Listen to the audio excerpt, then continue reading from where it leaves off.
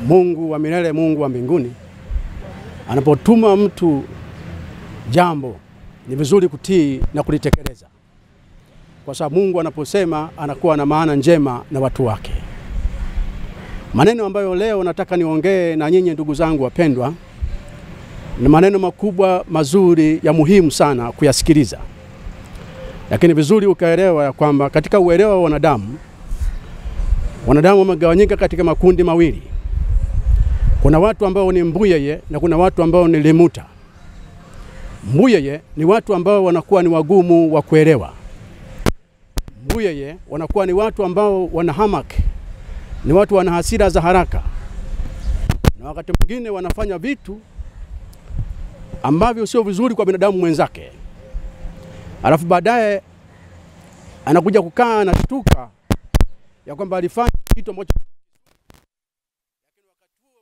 alishamzuru mwenzake au alishamfanyia mwenzake kitu ambacho sio kizuri, kwa sababu ya hali yake ambayo anao ya akili yake. Ni mbuyeye. Mbuyeye wanakuwa ni watu wavivu. Wakiambiwa ufike kazini saa 2 asubuhi, anaona yeye hawezi, anaona bora afike saa 4.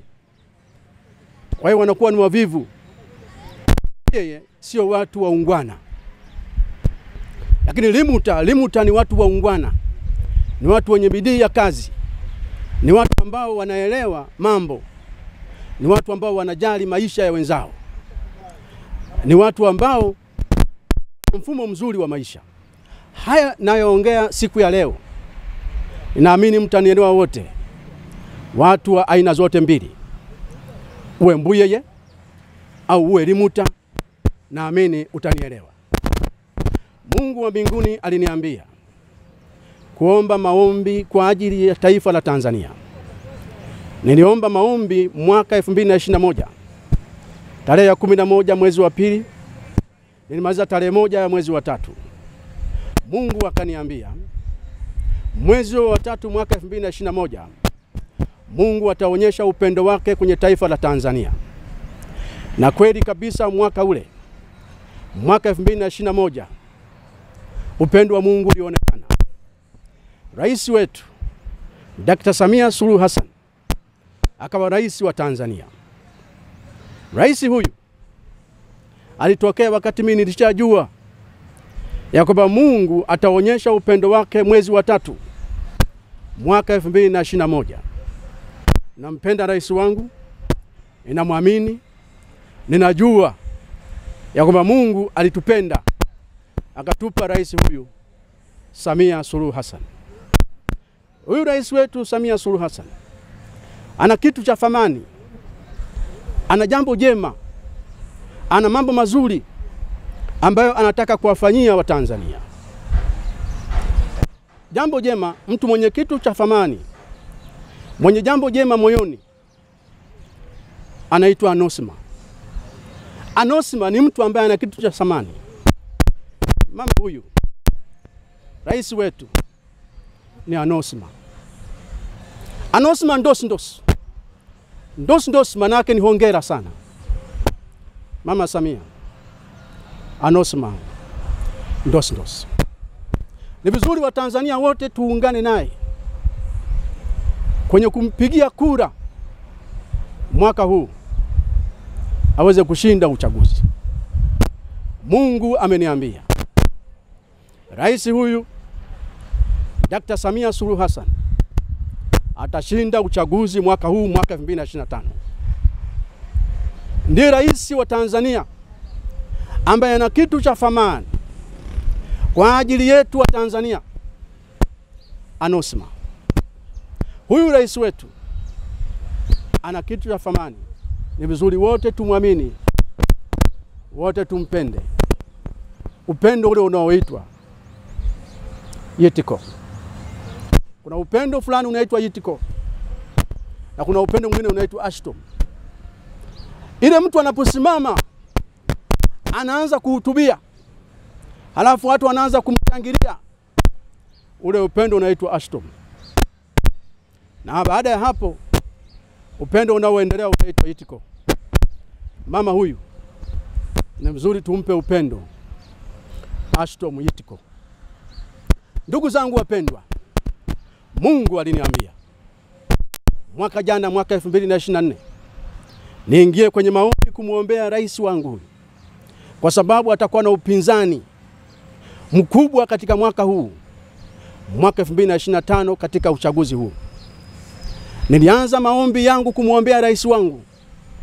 Nilianza maombi tarehe 21 mwezi wa kwanza mwaka 2024. Na maombi haya nitamaliza tarehe 21 mwezi wa 12 mwaka 2025, jumla ya siku 700. Ninaanza Jumapili ya 1 mwezi wa kwanza mwaka 2024. Nitamaliza Jumapili ya tarehe 21 mwezi wa 12 2025, jumla ya siku 700. Leo ni siku ya 463. Naombea rais wangu huyu Dr. Samia Suluhu Hassan. Mungu ameniambia atashinda uchaguzi mwaka huu, mwaka 2025. Atashinda uchaguzi yeye pamoja na makamu wake.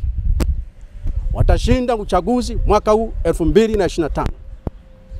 Kwa hiyo kama kuna mtu alidhani ya kwamba rais atatokea mtu mwingine mwaka 2025, hakuna. Mshindi wa urais mwaka huu 2025 ni Dr. Samia Suluhu. Ndugu zangu wapendwa wa Tanzania, naomba mnisikilize. Tarehe 3 ya mwezi wa 3 mwaka 2022 nilizungumza maneno. Nilisema hivi: kuna mtu ambaye atajiuzulu katika serikali ya Tanzania, ataachia nafasi hiyo.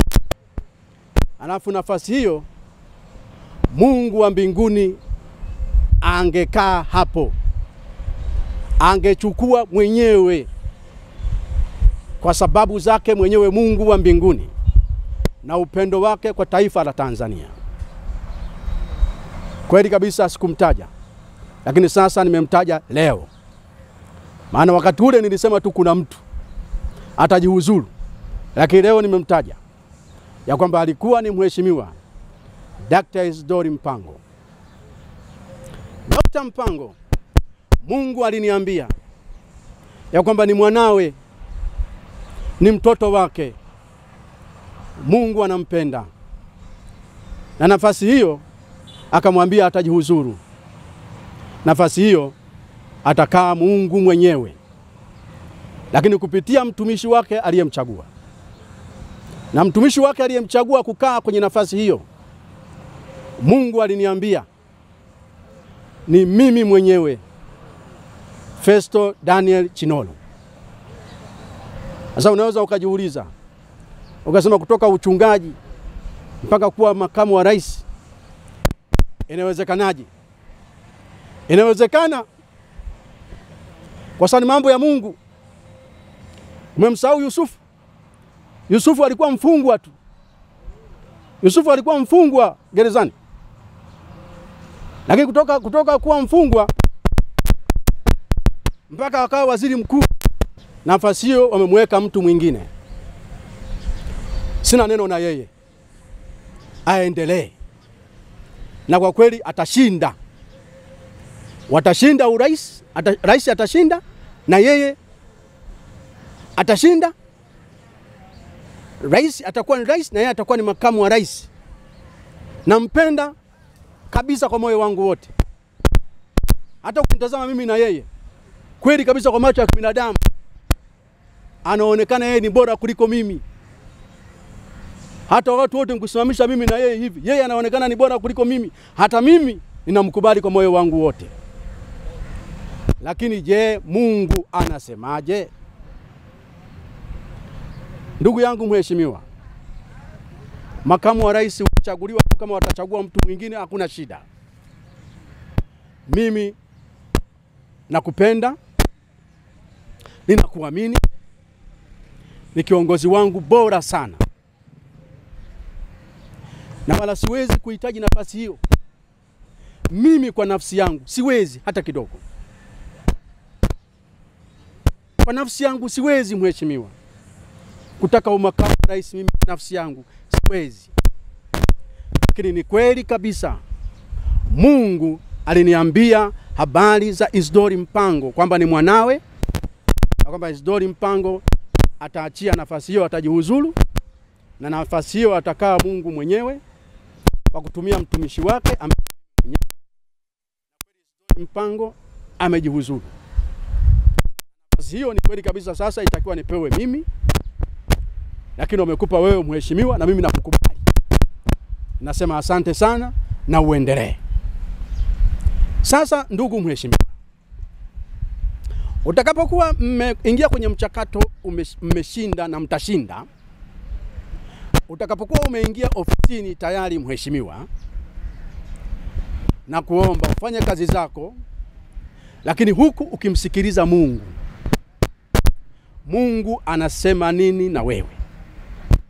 Ikiwa Mungu atakwambia na wewe ujihuzuru, nafasi hiyo akae Mungu kwa kupitia mtumishi wake, yani mimi, mheshimiwa, kubali.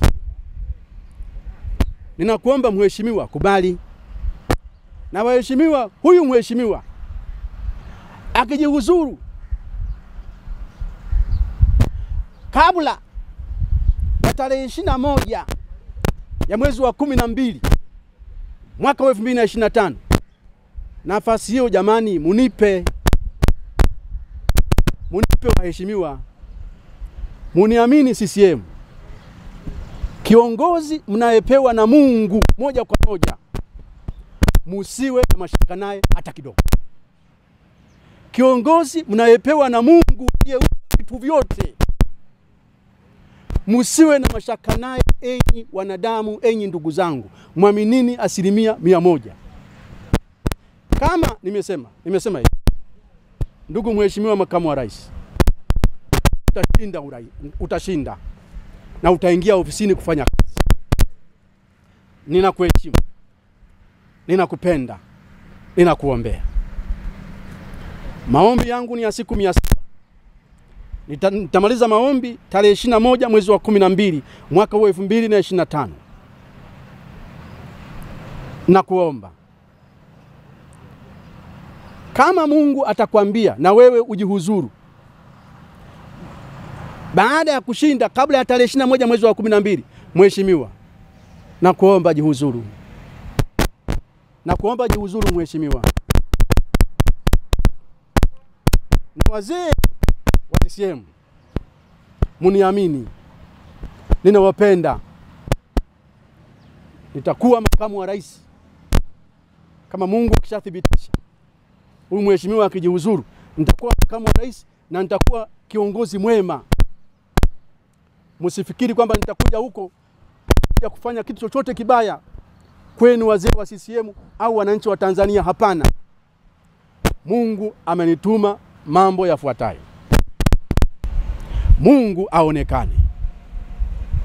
Mungu amenipa mbinu ambayo nitaenda kumshauri mheshimiwa rais namna ya kufanya ili deni la taifa liondoke kabisa kwa muda wa miaka michache. Deni la taifa la Tanzania litakuwa 0 kabisa. Ni muujiza, lakini itakuwa hivyo.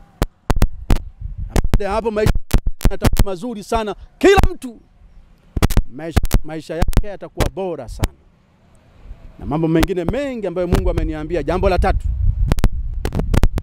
ujenzi makao makuu ya nchi ya Tanzania, kumshauri rais namna ya kujenga mji wa Dodoma, jiji la Dodoma liwe moja ya majiji bora kabisa mazuri duniani. Lamani yote, mipango yote, Mungu namna ya kulijenga jiji hili duniani. Mambo mengine mengi ambayo siwezi kuyaongea mahali hapa, lakini mambo mazuri yanafurahisha sana. Kila ambaye atasikia. Ndugu zangu wapendwa, wazee wa CCM, muniamini. Pale itakapokuwa imethibitika huyu mheshimiwa aliyepo sasa, nimesema nampenda. Na nyinyi wote ambao ni marafiki zake, mjue mimi nampenda.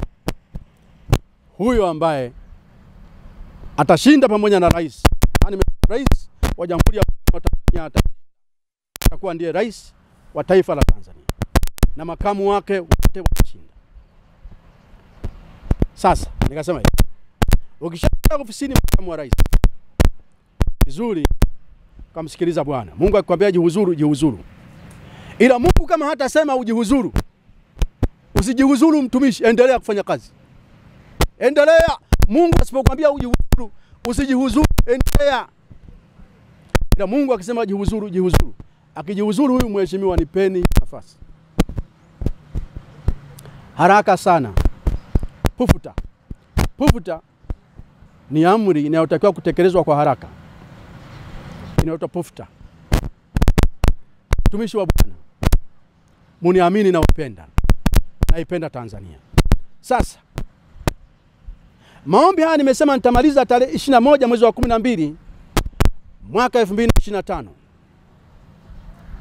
Tarehe 21 mwezi wa 12 mwaka 2025 Mungu atathibitisha mwenyewe ya kuwa nafasi hiyo ninayosema, je, ni kweli Mungu amenituma au ninasema kwa nafsi yangu mwenyewe? Enyi Watanzania wote msikie, wote mnaosikia, nimesema Mheshimiwa Makamu wa Rais, nakupenda.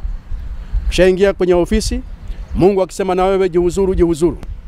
Kabla ya tarehe 21 mwezi wa 12 mwaka 2025 mwaka. Jihuzuru mheshimiwa. Mungu akisema na wewe. Kama Mungu hajasema na wewe, hakuna shida mheshimiwa.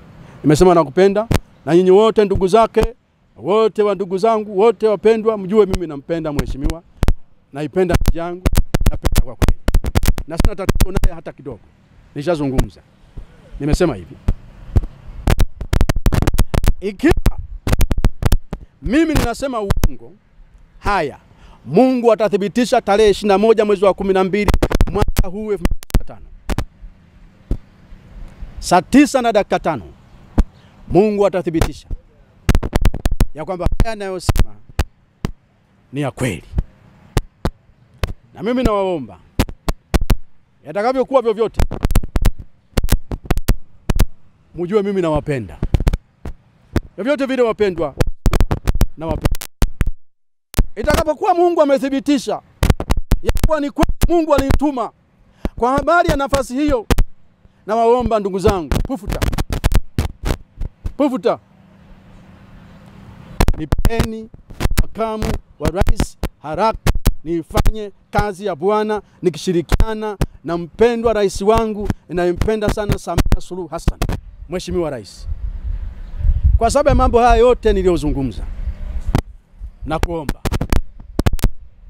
Mungu aliniambia kwamba mwaka 2021 mwezi wa 3 upendo wake ungeonekana. Na niliandika kwenye mtandao kwamba tarehe 2, tarehe 3 na tarehe 4 upendo wa Mungu utaonekana. Mheshimiwa Rais, ulipewa rais na Mungu mwenyewe. Na kwa kweli Mheshimiwa Rais, Mungu ameniambia utashinda rais mwaka huu 2025. Na ushindi usiukatae. Usiwe na wasiwasi. Na ushikilie. Na utashinda hakika. Mheshimiwa Rais, bunge lijalo, katika wale watu 10, mimi usiniache. Na kuomba kwa jina la Mungu, usiniache. Niweke. Nitaingia kwenye kugombea. Lakini haya nayo yaongea namna wewe ulivyopata urais. Mungu alivyonionyesha kazi iliyofanyika katika ulimwengu wa roho, kupambana na nguvu za giza, mpaka wewe unaendelea mbele vizuri. Wengine hawajui. Kwa hiyo tutakapokuwa nitapeleka vyeti vyangu, lakini inategemea. Ila wewe unajua maombi nayo kuombea na haya nayo zungumza na kuomba. Mheshimiwa Rais, katika zile nafasi za watu 10, usinisahau.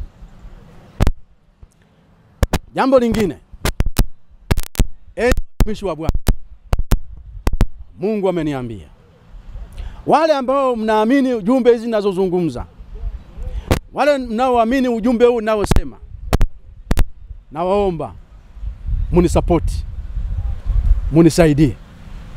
Mungu amenituma kweli. Mungu huyu aliyenituma anaitwa Yahama. Yahama manake Mungu wa kweli. Yesu manake Mungu Mwokozi. Yehova manake Mungu wa wote, Bwana wa majeshi. Mungu Yahama, Mungu Yehova, Yesu Kristo Mwokozi wa ulimwengu amenituma. Yule anayeamini mambo haya ninayonena, naomba unisapoti, kwa sababu Mungu aliniambia Yahama ikabo Tanzania. Yani utukufu wa Mungu wa kweli umeijia Tanzania. Yahama ikabo Tanzania. Utukufu wa Mungu wa kweli umeijia Tanzania. Naomba unisapoti.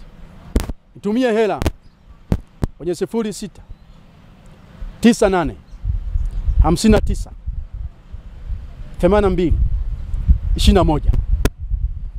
Airtel 06 98 59 82 21. Wewe utakayenitumia pesa kwenye nambari hiyo, muujiza wa Sarepta utakujia nyumbani mwako. Yahama ikabo Tanzania. Mungu awabariki sana. Amani ya Bwana iwe nanyi. Amen.